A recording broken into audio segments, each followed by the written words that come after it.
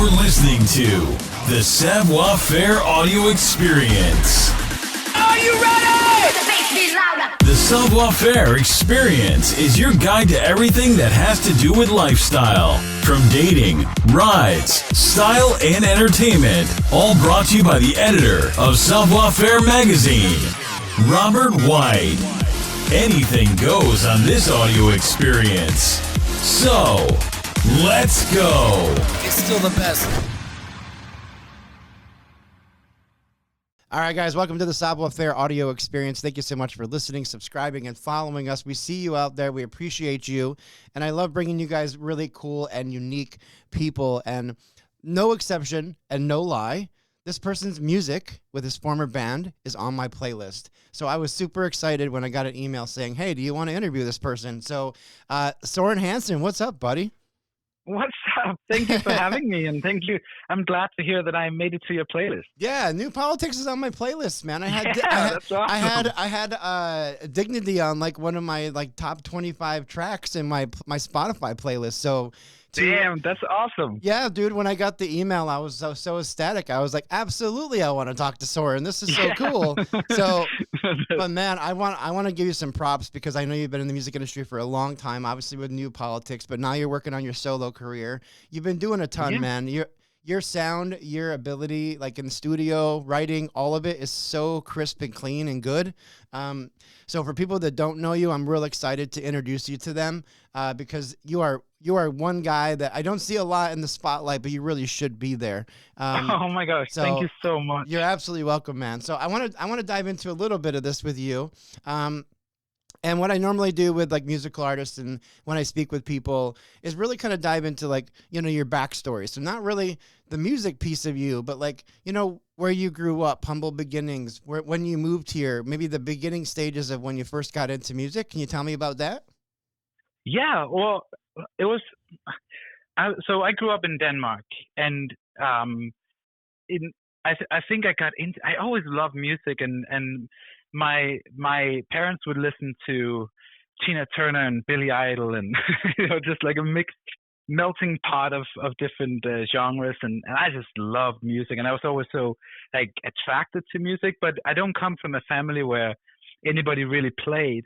And then when I was, I think I was about 12 or something, I met a friend in school, and his dad was a folk singer in Denmark, and I got this one of those little keyboards with tiny keys, and I taught myself how to play on that. I mean, I say play, I don't really want to. It would be fun to see a video of how I played back then. I don't think it was something extraordinary. You were making noise. Yeah, I was making noise. Like, you know, it could do the sound of a train and somebody clapping and stuff, and then you make some notes. No, I started coming up with ideas pretty quick. So more than learning other songs or other people's songs, I started playing my own melodies. You know, I didn't sing or anything like that, but I was always so like, it was like this world, right, where you can you can create in this world, and there's no limits to what you do. So you just do something and it turns into something. So that was so fascinating to me. And then the story of how I started playing in bands and singing and stuff, that was actually that was a bit later. I was out partying. In Denmark, you can drink when you're 18. So I was out. I was, good stuff. I was like 18 years old, and I was drunk. And then somebody came over to me and said, you look like a singer. And I was like, I can't sing. And then I was drunk enough to sit and sing, and then I became singer of a band, and that's how I started singing. That's crazy. That's like no joke. And that's then wild. I started. What was that band like? Do you remember any information about? Oh, it was like we never even recorded a record. It was really? Okay. And it was a Danish punk band. So I guess you didn't really have to sing. So. But yeah, it was fun. And then I started writing songs while I was in that band, and I got so serious that I sucked all the fun out of music. You know, it all disappeared, and I was so focused on making it and stuff. And as soon as I gave up on that, that's about the time when I met David from New Politics, and and then we like really hit it off. He was able to put the fun back into it, and that's like when I was like, oh, here's a person that's like just in it for the right reasons, and that really helped me get back on track and do music for the right reasons again. And then since then, it's been really fun. That's cool. How long was New Politics kind of put together? Where you guys came from? Did you start the band in America, or did you start overseas and then brought it here? No, we started over there. Actually, there was like a battle of the bands on radio. This is again David, right? Because I was like too cool for that, which is so dumb. but he was like, let's do it. I was like, I don't think so. And he was like, let's do it.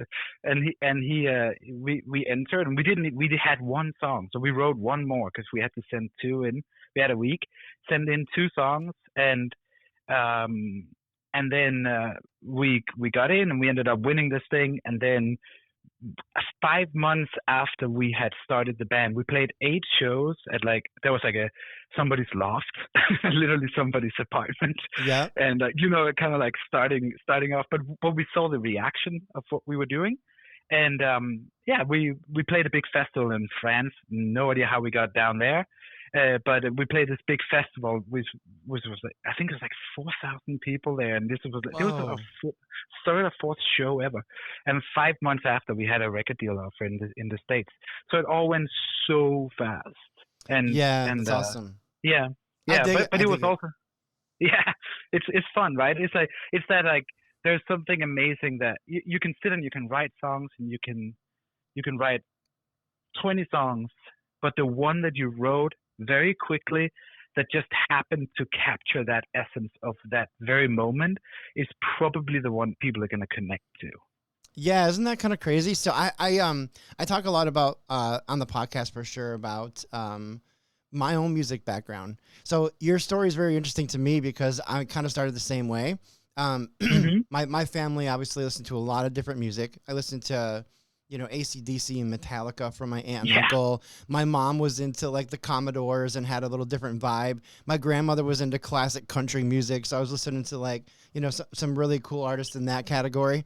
And that's awesome. Yeah, my mom ended up in a relationship with a fashion designer who took us to Nashville when I was 16 years old. Before that, I was just an average teenage kid. And then I go to Nashville and I see music everywhere. And my mom got a job at a songwriters cafe. And so I would go there after I'd do school all day, and then I'd go there and work on my homework and hang out with her because we were new in town. We don't know anybody. So I would just chill there. But one of the things that was kind of cool that you just mentioned is, I wanted to play guitar, learn how to write, do all that stuff. And so I went to I got a job as like a dishwasher in a little restaurant, and then built some money up. And I went to what was it, like a collectible store or like a traveling store or whatever, and I bought a guitar from this place that was like for tourists. It was a tourist shop. It didn't hold a tune. It was horrible. and somehow I made that thing make noises, not knowing anything about guitar, not even anything, like no lessons, not trying to learn other people's music or anything, just trying to make it make noise. And then I put words to it. And it's funny because I went to the Songwriters Cafe where my mom worked, and my first time performing there or getting on stage to show my music off, I did this thing. I played like one song or something. They let me one song late at night. There was maybe 3 people in the audience, which is cool because I just wanted the experience. And so at the end, the host came up to me and said, the lyrics are great, but I have no freaking clue what notes you're playing. So I was like, well, I appreciate that. And that kind of kicked my like songwriting interest and a lot of that stuff off for me music wise, which is very cool. So yeah. That's an amazing story. I love hearing that, because that's the essence, right? That's like sure. That's why we, that's why we do it. It's like this thing that you just can't not do it. Like you have to do it. And correct. And I think that's if you lose that feeling, then maybe it's more important to search for that than it is to search for a song that it maybe is missing a bit of soul. It's like finding the joy in music and trying new things and experimenting and like make you feel like you're out on a ride, and I think that's just the most important thing for me, at least. That's like, I have to feel like that, which is also why it took me a while after New Politics went on hiatus, that it took me a while before I was like, I actually want to do music again, or I want to do music, my own music again. So I can relate to your story, and I was smiling the whole time when you were telling me. Yeah, that's cool, awesome. man. Yeah, I mean, I gave up on music for a long time and really focused on Mhm. my business when, 13 years ago when I started everything that I'm doing now. But in the last couple of years, I've been heavily focused on writing and getting my guitar tuned up and really being able to Love put it. some, pen. Well, I guess we're using computers these days. We don't use pen and paper anymore. But Yeah. either way, like really trying to put some lyrics down and try to write some cool stuff. So, but I'm really interested in a lot of things with you, man. I want to take advantage of all the time we have together today. So, what I wanted to ask about is like when you're writing a song, what kind of songwriter are you? Do you like to play around with an instrument and start playing a melody before you put the words to it, or do you write the words and then put melody to it after? And then where do you get your inspiration from like different things in life, or is just like, is there a specific kind of process when you know you're going to sit down and write that you put yourself in? That's a really good question. I'm the kind of person that either I have a melody and some chords, or I sit down and I create sounds, and then that soundscape takes me into a song.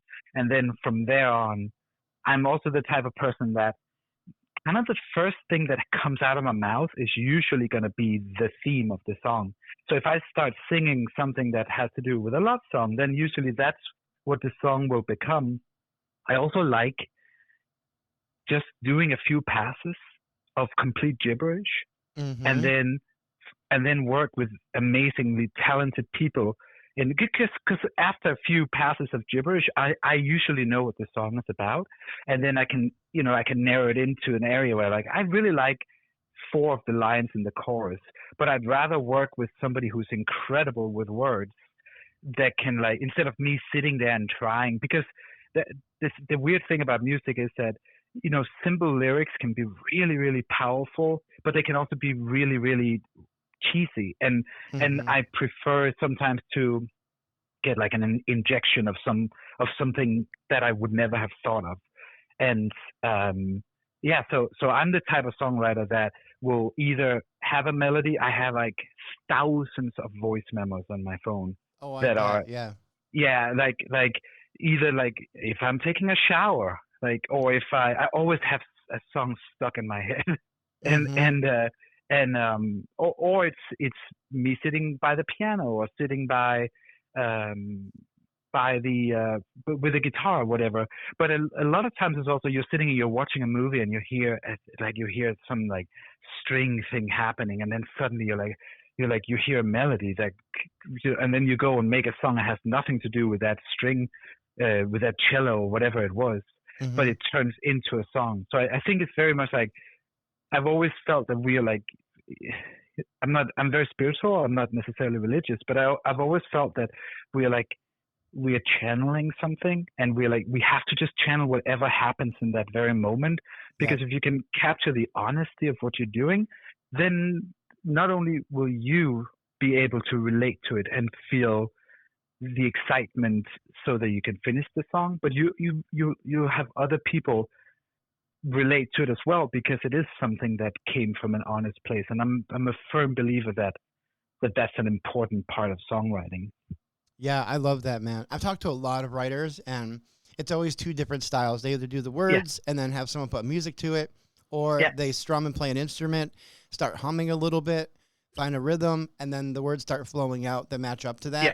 And just like you said, it's a lot of like reaching over to a friend and saying, hey, I wrote this. Can you look at this over and tell me what you would change? I really like this one line, or I really think this is the title, but what do you think? And that camaraderie that's in the music industry is so unique. It really is, because there's not too many other industries where people are like more, they're more cutthroat, like in acting, in like professional sports. I mean, I see some like collaboration kind of stuff, but music is very unique because we almost need to lean on each other to get a cool vibe to a song, or get the right lyric, or get the right beat.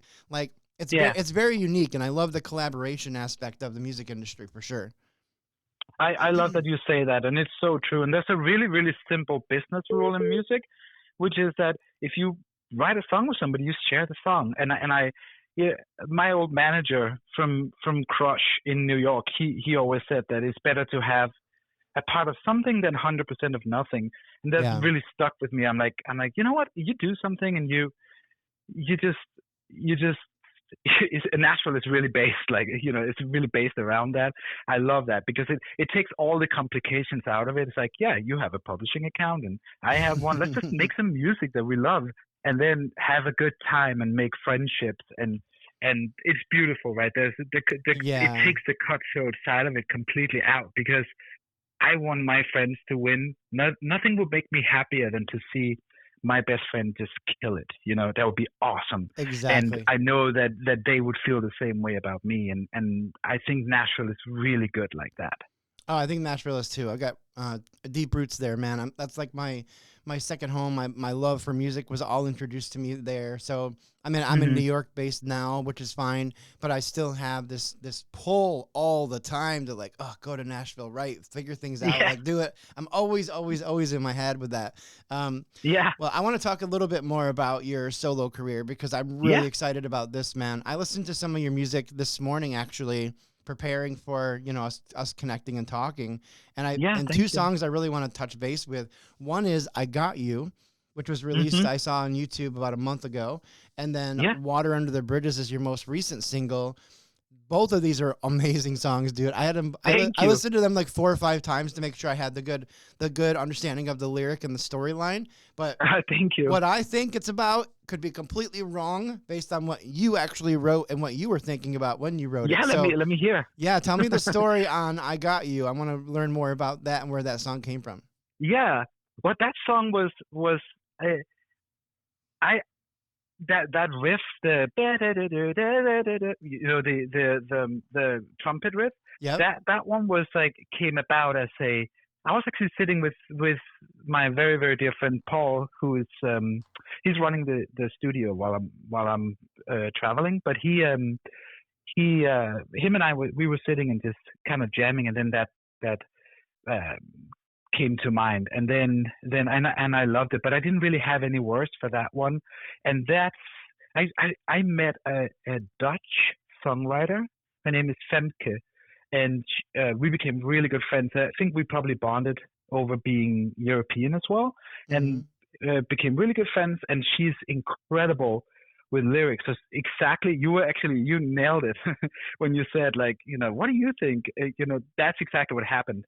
I played her that little riff because I thought it was really catchy, and I had the chorus melody, but I think it was something completely different I was singing. And then she said, "Oh, what if it's like a that I Got You song?" I was like, "Oh, damn!" And then the song just like very quickly wrote itself. But all the melodies and all that, and a lot of the vibe. Actually, funny enough, I had the whole recording done of the song. The lyrics, I was just like, eh. And then that's when she just stepped in and then I finished it up with some amazing musician friends here. It's funny, right? Because I come from a piano background and I played guitar in a band, but like punk guitar. I'm a decent rhythm guitar player. I couldn't play a solo if my life depended on it. But so I've met some amazing musicians here, and some really great guitar players and all that. So it's so fun to go into the studio and just like just do the thing. Like I get to sing, I get to do whatever I want with the vocals and the production, but let's just have these musicians do whatever they want on their instruments. And this guitar player, his name is Joey. He both Paul and Joey and the drummer too, actually, they play with Al King, so they're part of the band, and they're all amazing. So, and they're some of my best friends. So I play with them as much as possible. So they just kind of added their flair to it, and we just had a blast. And the song was done very quickly. I Got You is just like a happy celebration of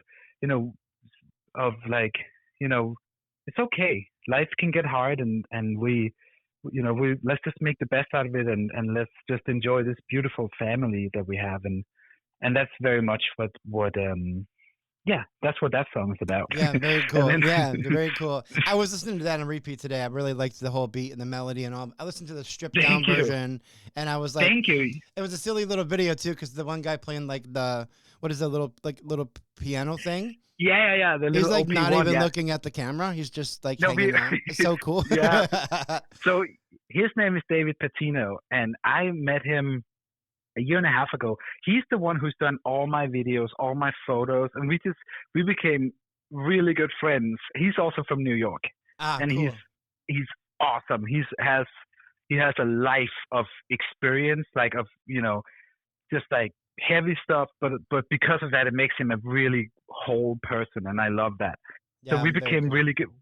Yeah, he's such a good dude, and yeah, we became really good friends. He happened to just show up to do a photo session of I was recording a band, and he came in as the photographer. And the first day, first I was like, man, a photographer while we're sitting and working and writing. I was like, and then he, when the day was over, I was like, you and me, we're gonna be friends. So this is like a year later, he came to shoot these stripped down songs, and then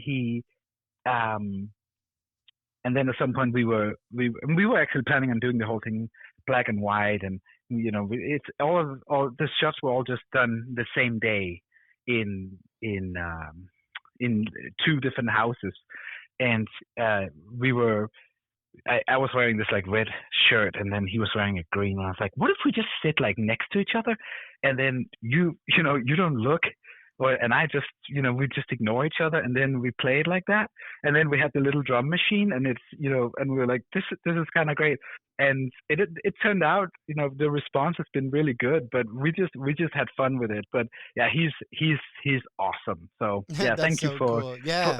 for bringing him into it. Yeah, I was listening and watching it on YouTube and just kind of getting a feel for everything. I love that. And then I went over and I checked out Water Under the Bridges, which is like your newest single. Again, like amazing, like very well written songs, man. Like these are Thank like so fire songs. Thank you. Yeah, so talk to me about Water Under the Bridges and what was the concept that you guys were trying to catch when you writing this. Yeah, so that was actually just me who wrote that, and that was a I don't remember when I came up with the I think that it was one of those that I wrote the whole thing on the piano. So that was one of those, reverse situations where it wasn't it didn't happen like the writing process was actually sitting down and writing the song, and it just kind of came to me. But the song is about anxiety, because it's something that I've just always had, and it's like how you always think that. I mean, I don't know if you always think, but for people who have anxiety, I always think something bad is going to happen, and it's terrible to constantly feel like that. So it's like it was like a little bit of like an FU to anxiety song, but also like accepting the fact that it's a part of my life, and it is what it is. And but yeah, so the lyrics are definitely kind of centered in that whole like world of like this feels like this all the time, and I wish it didn't, but it does. So let's just it's just water under the bridge, and it's what can you do about it? Right. So that's kind of how that song came about. And regarding the stripped down recording of that, I think I had been, because I did those stripped songs pretty much over 1 or 2 days, so my voice was pretty worn out. And I remembered thinking, I think that was the one where I was like, I'm just going to give it a go. And then I have something for tomorrow when my voice is feeling better. And so it's pretty raspy and stuff. And I was like, I kind of like this. And I just left it like that. So for the stripped songs, I did a one take of the vocal, like that is a one take of the vocal, because I didn't want it to sound like, I had chopped, I had edited it all together. So I just, did a one take and fixed some notes, because some of them were more more inspirational than pretty. Like, Mm-hmm. like I might have to move the note up or down a little bit. But other than that, it's like a one take of the vocal with a bit of reverb on, and that's it. So I wanted it to feel like an authentic thing, so that the lyrics really came through. Yeah. So I hope they did. They definitely do, man. I definitely appreciated like Thanks. listening to the lyric there, and I like to hear the concept that you really want this to be kind of water under the bridge, like let the anxiety issue, and don't really let it hold you back, and just kind of keep moving forward, which is the vibe that I got from the song, which is really kind of cool. What I've learned about writing in general is, as an artist, when you're writing and you're putting stuff down, it's very therapeutic based on what's happening in life. So it's really kind of cool to like have that moment with yourself and be able to put something down. But then when you release it to the world and it starts affecting other people, there's an appreciation that starts building within yourself of, I'm not alone. You start feeling that right away, I think. But then there's also this level of like, man, people are really appreciating this, and I've done some good in the world. And that really does help with self-confidence and building things up. And that's really cool. And that's what I like about, lyrical songs like this one that are not only therapeutic for you when you write it, because, I mean, you said it was like a one-day thing. Like, that's when you know the artist is really deep. When you hear, and I always tell people this, like, on occasion, when you hear someone interview a songwriter and they say, I wrote that thing in like 2 hours, that's because that was meant to be and needed to come out right then and there. That's why it's so fast, because I've got songs that have been sitting in a book for years, just ideas that have not been ever touched, right? So those things are just not ready. They're not ready to be born. They're still in development. They're just not ready for the world quite yet. So that's very cool, man. I love that. Thank you so much. That means a lot, and that's I completely agree with that sentiment, and I really try to live by that, because which is also why I took such a big break from making music. A song like "Water on the Bridge" came during the hiatus, so I don't know when I wrote it. It was probably, it might even have been 2020 or 2021 or something like that, and it sat there as a demo. That didn't sound much different, but I remember that I always loved the song, and I just never knew what to do with it, right? So when I got the record deal, I sent over that song to Pat McNarella, who runs the label, and Chris. And they just thought it was a really good song. So it's interesting how, like, you can have an idea, but when you have like a body of work, and the stuff starts out like, you start listening to stuff as a whole, then that's when it makes a lot of sense, because the beauty of this whole creative cloud of being an artist and all that is that you don't really necessarily have control of what is happening until it's down until you have like a something you can like listen to, and I'm very glad that I got to do that song, because it was important to me, and my point with all this is that seeing the response has been just so awesome, because I think it means that people understand what I'm trying to say, and I'm very glad that I got to make a solo record like that. Yeah, very cool, man. Well, I definitely want to find out what's going on with you for 2025. Do you have anything new coming out, music-wise, tour coming? Can people see you live anywhere? I'm actually playing a show up in Illinois. I'm doing a show with Floor for like a radio thing up there, and I really want to do some touring. I haven't done a lot of touring on this. I played a few shows here and there on this record, but I've already written maybe half of a new record too, because just of inspiration and like all this like amazing feedback. So yeah. Okay. It's really cool. So I will definitely go out and tour, and I'd love to open up for a cool band. So if anybody's out there that who's listening and they're like, I want this guy to open, then I'll come out and open. That's so awesome, that's man. like kind of, I want to go out and have fun. Actually, if I may say one more thing that's important to me. Sure. this is related to what we were talking about in the very beginning.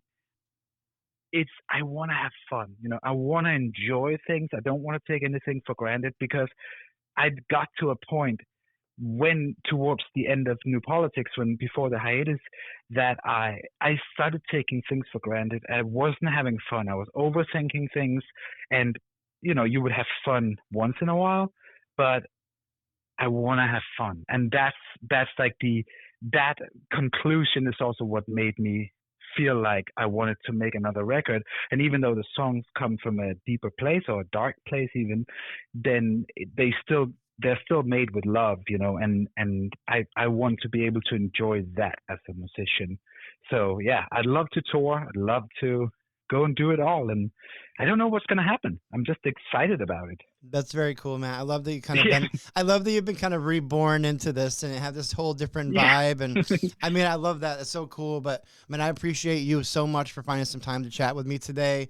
I'm definitely a big fan of your work with New Politics, and really excited to see where your career goes as a solo artist. I've been watching and listening, like I said, a lot of your music today, so I'm going to definitely follow what's happening with you in the future. And, if I know any artists that need an opening act, or even a venue that wants a really good freaking headliner, then we should definitely, pass your name along. That's really cool. So yeah, you have my number now. I do. So people can check you out on, I guess, Instagram is under Soren Politics. You can go to Soren Hansen Music and find him on YouTube. And I guess on, what's your Spotify link there? Do you know that one? Is it just under Soren Hansen? Soren Hansen, yeah. Sweet, man. I hope people will go out and listen to the music, because the new stuff is amazing. Thank you so much, and thank you so much for having me and for wanting to do this. It means equally as much to me, so I really appreciate you. Thanks, Soren. Appreciate it, man. Thank you for listening to the show.